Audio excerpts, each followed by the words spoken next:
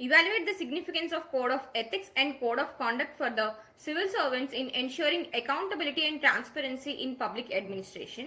Illustrate with examples from recent governance reforms. So మనం డైరెక్ట్గా ఆన్సర్లోకి చూసే ముందు మీరు వీడియో పాజ్ చేసి క్వశ్చన్ని అర్థం చేసుకొని ఆన్సర్ చేయడానికి ట్రై చేయండి. ఆ తర్వాత మనం డిస్కషన్ స్టార్ట్ చేసుకుందాము. సో ఐ హోప్ మీరు వీడియో పాజ్ చేసి ట్రై చేశారని. Hello everyone, welcome to Sairam Sampath Rao education. I hope everyone is doing great and well preparing for the upcoming exams. మన కొత్త సిరీస్ హాట్ 25 లో భాగంగా మనం రెగ్యులర్ గా ఎథిక్స్ ఆన్సర్ రైటింగ్ గురించి డిస్కస్ చేసుకుంటున్నాము. మనం ఆల్రెడీ 16 క్వశ్చన్స్ డీటెయిల్ గా క్లియర్ గా ఎక్స్ప్లెయిన్ చేసి పెట్టుకున్నాము. ఇఫ్ మీరు మిస్ అయితే ఖచ్చితంగా చూసే ప్రయత్నం చేయండి. అలానే మనం యూనిట్ కి వచ్చేసి 5 ఇంపార్టెంట్ క్వశ్చన్స్ డిస్కస్ చేసుకునే ప్రయత్నం చేస్తున్నాము. కాబట్టి మీరు ట్రస్ట్ వార్తీగా కాన్ఫిడెన్స్ గా ఎగ్జామ్ లో ఈ ఆన్సర్స్ రెప్లికేట్ చేసే ప్రయత్నం చేయొచ్చు. అండ్ అలానే చాలా మంది మన హాట్ 25 క్వశ్చన్స్ యొక్క పీడిఎఫ్స్ అడుగుతున్నారు. మన టెలిగ్రామ్ చాలా సాయిరామ్ సంపత్రావు ఎడ్యుకేషన్ లో అవైలబుల్ గా ఉంది. If possible please go through it. Also మీరు రోజు మీ ప్రిపరేషన్ లో ఒక అడుగు ముందుకు వేయాలని అనుకుంటే మన ఛానల్ ని సబ్స్క్రైబ్ చేసుకోండి. అలానే if you find hour content worthy please like చేయండి. సో దట్ మాకు కూడా మరిన్ని డీటెయిల్ ఎక్స్ప్లెనేషన్స్ తో మీ ముందుకు రావాలని ప్రోత్సాహంగా ఉంటుంది. సో ఒకసారి మనం క్వశ్చన్ చూద్దాము. బేసికల్లీ మనకి significance of code of ethics అలానే significance of code of conduct అడగడం జరిగింది క్వశ్చన్ లో. వాటిని అకౌంటబిలిటీకి ట్రాన్స్పరెన్సీకి లింక్ చేసి అడిగారు. ఎగ్జాంపుల్స్ తో సబ్స్టాన్షియేట్ చేయమని అన్నారు అనమాట. So what is the difference between code of ethics and code of conduct అని మనం ఇంట్రడక్షన్ లోనే చూస్తాము. అలానే వాటి కాంప్లిమెంటరీ రోల్స్ అంటే కొన్ని సిమిలారిటీస్ కూడా మనం చూస్తాం అనమాట. Promoting in ethical governance. అలానే we will also highlight the importance of accountability and transparency in introduction itself. Now if you talk about body, మనము accountability and transparency with respect to code of conduct and code of ethics అనేది మొత్తం hand in hand గా రాయబోతున్నాం అనమాట, by substantiating with some theories. So without any further delay మనం ఒకసారి introduction చూద్దాము. Basically we are trying to differentiate between code of ethics and code of conduct, where code of ethics main గా కొన్ని moral principles ని highlight చేయడానికి try చేస్తుంది, like integrity, impartiality and dedication to public service that guides the behaviour of civil servants అనమాట. వేరాస్ code of conduct దగ్గరికి వచ్చేసినప్పటికీ day to day behaviour కి ఒక set of rules అనేది ప్రొవైడ్ చేస్తుంది అనమాట. సో ఈ రెండింటిని మిక్స్ చేస్తే అవి చాలా ఇంపార్టెంట్ అవుతాయి అకౌంటబిలిటీ అండ్ ట్రాన్స్పరెన్సీలో పెంచడము with respect to public service అనమాట, which are fundamental to democratic governance and citizens trust. Coming to the body now, ఇక్కడ మీరు గమనిస్తే మనము significance of code of ethics and conduct in ensuring accountability and transparency.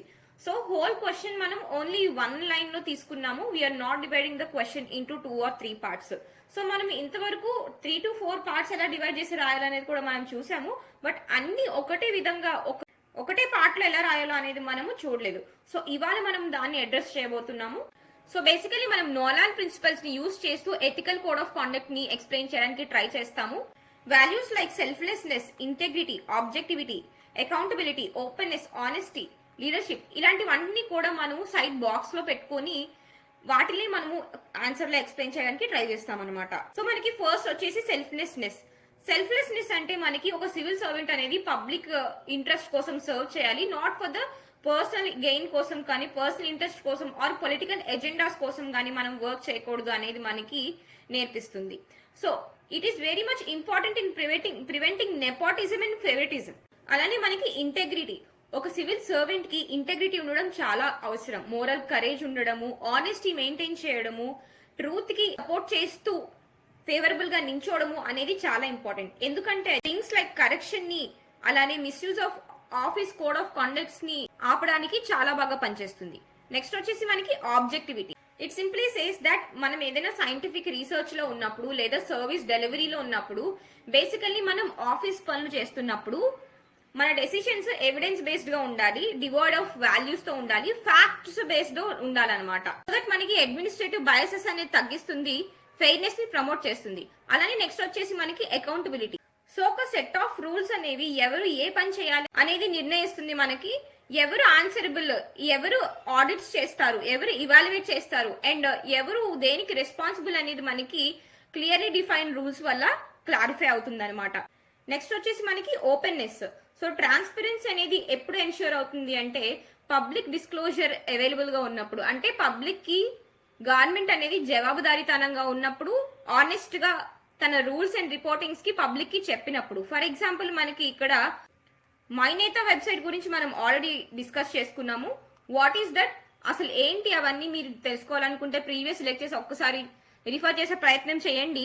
అలానే refer చేసి what is మైనేత website and what are we talking about here అని చెప్పి మీరు కమెంట్స్ లో కూడా మెన్షన్ చేయండి. నెక్స్ట్ వచ్చేసి మనకి ఇక్కడ ఆనెస్టీ, ట్రూత్ఫుల్ కమ్యూనికేషన్, అలానే పర్సువేషన్, అలానే proper record keeping, track record అంతా కూడా ఆనెస్ట్ గా ఉండడము పబ్లిక్ కాన్ఫిడెన్స్ ని బిల్డ్ చేయడంలో చాలా హెల్ప్ అవుతుంది అనమాట. అలానే leadership, we as a civil servants will be inspirable for lots of other members who are subordinate to other juniors to us. And అలానే మనం చాలా మంది పబ్లిక్ కి కూడా ఒక రోల్ మోడల్ గా నిలుస్తాము. సో మనకి ఒక proper ethical code of conduct and institutional code of conduct ఉండడం చాలా important, which will in turn also improve work culture అన్నమాట. సో మనము code of conduct, ethical code of conduct ఇవన్నీ మనం హ్యాండ్ ఇన్ హ్యాండ్ గా చూసిన తర్వాత మనం next part of the body వచ్చేసి recent governance reforms in India, that is examples అనేది మనము సెకండ్ పార్ట్ ఆఫ్ బాడీలో చూడబోతున్నాము. అందులో ఫస్ట్ వచ్చేసి mission Karmayogi. Mission Karmayogi is basically civil servants కి, ఎవరైతే ఆఫీసర్స్ ఉంటారో వాళ్ళందరికీ స్కిల్స్ బట్టి, నాలెడ్జ్ బట్టి, యాటిట్యూడ్ బట్టి డెవలప్ చేయడానికి ఈ మిషన్ కర్మయోగి అనేది చాలా బాగా హెల్ప్ అవుతుంది అనమాట. This module actually provides integrity, transparency, helping office to internalize ethical principles alongside professional skills. Next మనకి Lokpals and Lokayukta. As we all know, దీన్ని మనకి ఇండిపెండెంట్ బాడీగా ఎస్టాబ్లిష్ చేశారు to investigate corruption among public officials అనమాట. For instance, Lokpals has initiated inquiry against high ranking bureaucrats, reinforcing the idea that no official is above ethical scrutiny. So మనకి ఇక్కడ ఏం చెప్తుంది అంటే, ఎథికల్ స్క్రూటినీ కన్నా ఇంకా దేనికన్నా ఏ హయ్యర్ ర్యాంకింగ్ బ్యూరోక్రాట్ కూడా పెద్ద కాదు అనేది మనం ఇక్కడ నేర్చుకోవడం జరుగుతుంది. అలానే మనకి national civil service code. So ఇది బేసికల్లీ దేని మీద స్ట్రెస్ చేస్తుంది అంటే, values like neutrality, public accountability, especially important for politically sensitive roles like district administration.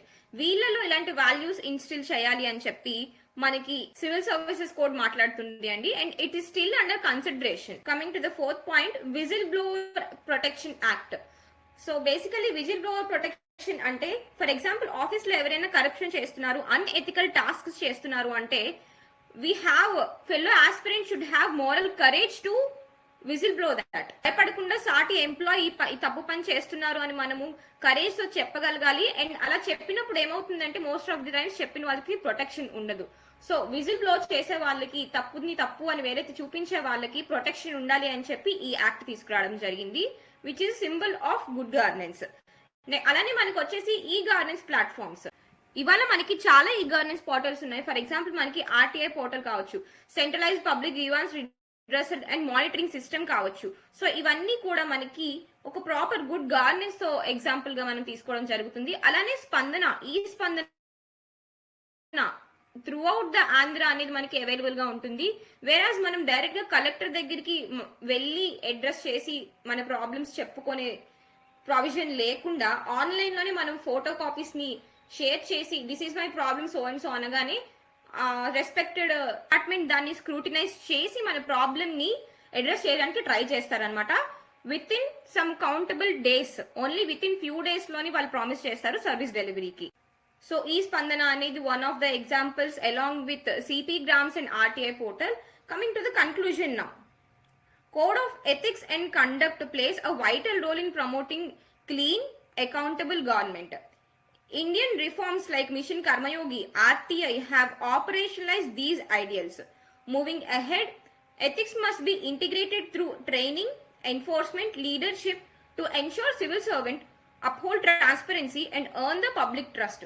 So finally మనం ప్రొవైడ్ చేసిన రకరకాల మిషన్స్ ని హైలైట్ చేస్తూ, లైక్ మిషన్ కర్మయోగి కావచ్చు, ఆర్టీఐ కావచ్చు, దాంతో పాటుగా మనము ట్రైనింగ్ అలానే లీడర్షిప్ ని ఎన్షూర్ చేయడం కూడా చాలా ఇంపార్టెంట్. సివిల్ సర్వెంట్స్ లోని ట్రాన్స్పరెన్సీ అప్హోల్డ్ చేయడంలో అని మనం కన్క్లూడ్ చేస్తున్నాము. చాలా ఈజీగా ఉంది కదా ఆన్సర్. సో ఇలాంటి వండర్ఫుల్ ఆన్సర్స్ తో మళ్ళీ మీ ముందుకు వస్తాము. State unit for Sairam Sampathrao educations. Until then answers prepare అవ్వండి, ఎగ్జామ్స్ మంచిగా కాన్ఫిడెంట్ గా రాయండి. All the best for the upcoming exams.